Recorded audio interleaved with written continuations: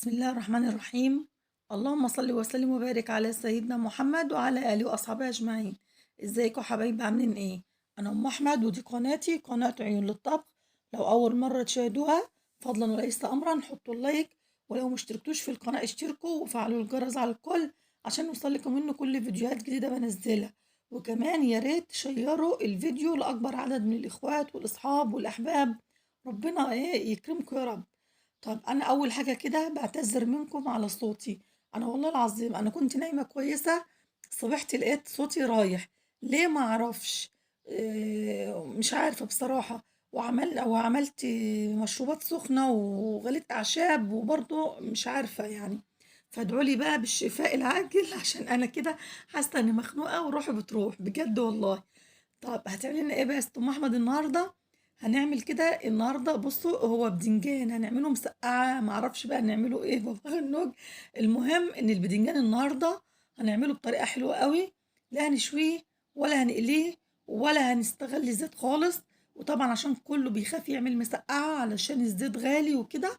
لا تعالى حبيبة قلبي سمي الله كده وصلي على الرسول. وهقولك هنعمل ايه في البدنجان، هنعمل احلى مسقعة.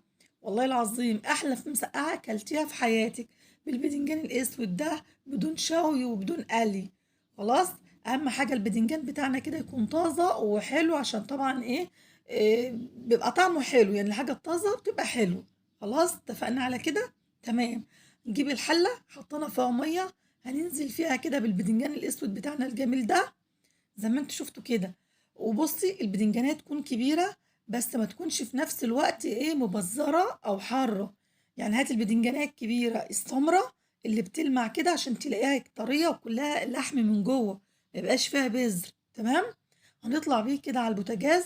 وطبعا عشان البدنجان بيعوم فهحط طبق تقيل كده وهغطي الحلة. وهسيبه بقى يستوى على النار، يعني وهياخد حوالي من 10 ل15 دقيقة كده على النار بعد الغليان. ها. طيب هنستعمل ايه بقى؟ هنستخدم ايه تاني؟ هنستخدم طماطم وفلفل حار وفلفل بارد. هناخد بقى الطماطم بتاعتنا هنقطعها مكعبات صغيرة بالشكل ده. هناخد كمية، بصي كمية الطماطم وكمية الفلفل اللي تستخدميها للبدنجان بتبقى حسب كمية البدنجان. يعني أنا دلوقتي تقريبا هعمل حوالي كيلو ونص من البدنجان، فهستخدم له برضو حوالي كده كيلو من الطماطم وربع كيلو كده من الفلفل. وهنقطعهم زي ما انتوا عارفين كده او زي ما انتوا شايفين. معلش والله العظيم انا مش قادرة اتكلم، بس ما ينفعش ما انزلش فيديوهات. خلاص كده. فانا هقطع الطماطم مكعبات زي ما احنا عارفين بالشكل ده.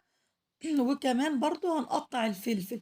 فهنا بقول لك في طريقتين تقطعي بيهم الطماطم، يا اما على البلانشة يا اما هتقطعيها كده صوابع على ايدك وبعد كده تقطعيها مكعبات. وكلنا شاطرين وكلنا عارفين ان الطماطم بتتقطع ازاي. هي مش افتكاسة ولا اي حاجة والله العظيم، بس انا بحب اضحك معاكم وبهزر معاكم. انتوا اخواتي وحبايبي برضو. هنا بقى هستخدم فلفل الوان، فلفل اصفر وفلفل اخضر وفلفل احمر. وكمان ما ننساش الشطه الحاميه بتاعتنا، ودي حسب الرغبه. بس مش عايزه اقولك هي بتخلي المسقعه حكايه بصراحه، وبتخلي لها طعم جميل جدا جدا. القرن الشطه السبايسي ده. خلاص كده. وهنا قطعنا الفلفل وهنا قطعنا الطماطم. خليكم معايا تعالوا كده بصوا البدنجان. طبعا لازم نقلبه على الاتجاه التاني. هو استوى كده على اتجاه ولسه الاتجاه التاني خد هنا 10 دقايق، 5 دقايق تقريبا، وهياخد برضو 5 دقايق على الاتجاه التاني. المهم سوي البدنجان كويس. شوفي بقى البدنجان بتاعك هياخد اكتر من كده عادي مفيش مشكلة، المهم البدنجان يستوي تمام، يكون مستوي كويس. خلاص. وانا قلبته على الاتجاه التاني كده هياخد له 5 دقايق كمان. وعلى ما ياخد كده ويستوى ويظبط معايا هنعمل بقى الخلطة بتاعته الجميلة دي اللي هتوديه في حتة تانية خالص. والله العظيم أحلى مسقعة هتاكليها في حياتك بجد بجد يعني.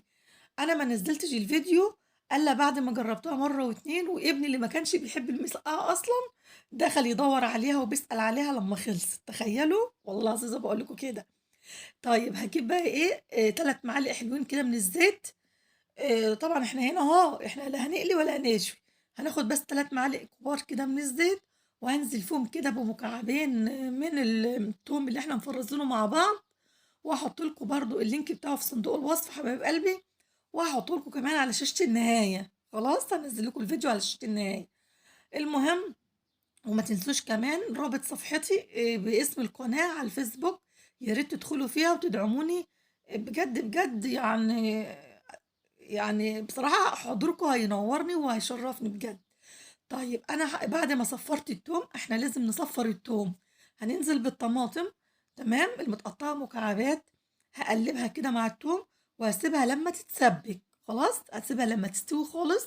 وفي الآخر بعد ما تستوي هحط كده، هنزل بالفلفل بتاع اللي مقطعاه.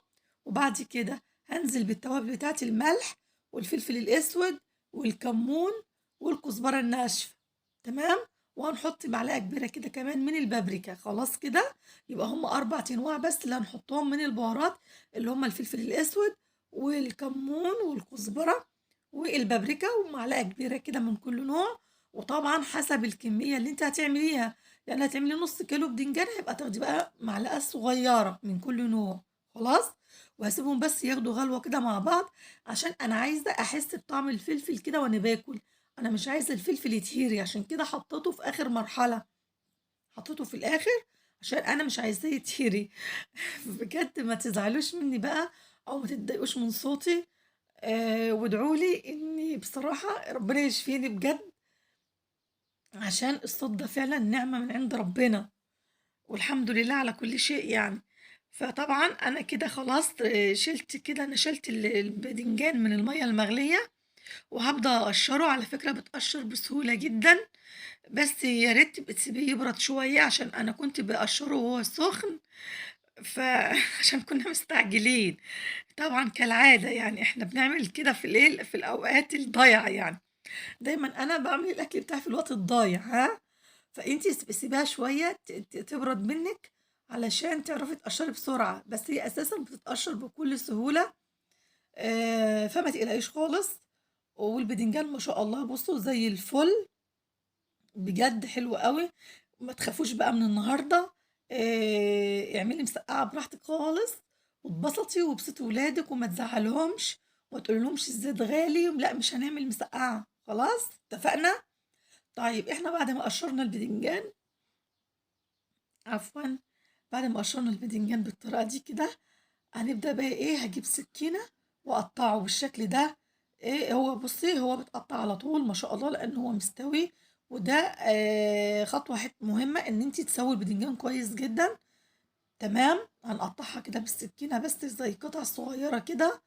ممكن تهرسيها برضو بالهراسه، بس انا مش عايزه اهرسها.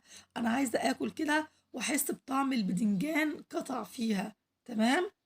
انا مش عايزه اعمل عصير بدنجان يا جماعه. طب انتي حطيتي ايه دلوقتي يا ست ام احمد؟ انا حطيت مكعب مرق كمان، بنزود الطعم شويه. خلاص هنا كده بقى كله اتشرب من بعضه. هبدأ بقى انزل بالبدنجان بتاعنا اللي احنا قطعناه قطع صغيره بالسكينه كده. ولو وصلتي معايا لغايه هنا بالله عليكي بقى ما تنسيش تحطي اللايك. بالله عليكي صوتي راح، صوتي راح منكم وانا عماله اقول لكم حطوا اللايك حطوا اللايك. اللايك مش بفلوس ومش بيكهرب يا جدعان. خلاص. برضو كده كان في قطع لسه متقطعتش، فانا عملتها بالمعلقه.